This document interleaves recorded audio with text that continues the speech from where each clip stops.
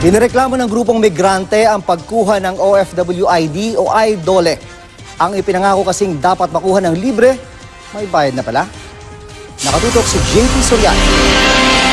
Ipinakita ng grupong migrante ang screenshot mula sa idole.ph. Galing daw sa isang OFW na nag-apply ng OFW ID o IDOLE.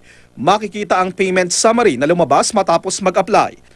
501 pesos para sa OFW card, 200 pesos naman para sa delivery.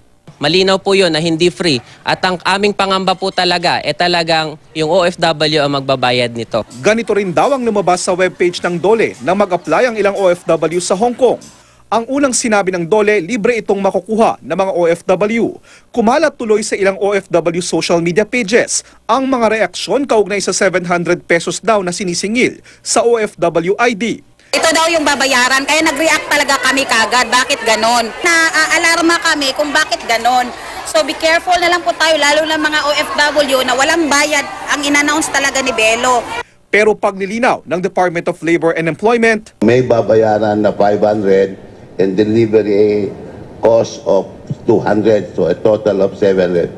Kwan yun? Palpak yun. Huwag po kayo maniwala yun. ang dapat to magbayad ng 700 pesos na sinasabi.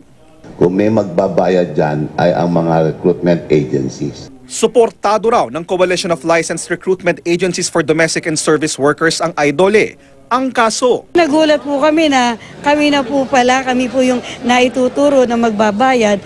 Baka hindi raw kayanin ng ilang ahensya ang gastos. Pero ayon sa DOLE, huwag muna magpanik ang recruitment agencies. Hindi pa naman tapos because we are coming up with an implementing guideline which will require or which will be done only after consulting them.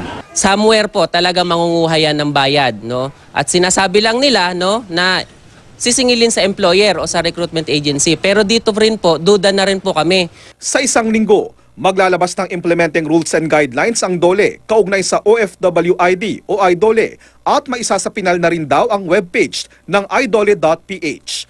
JP Soriano, Nakatutok, 24 Oras.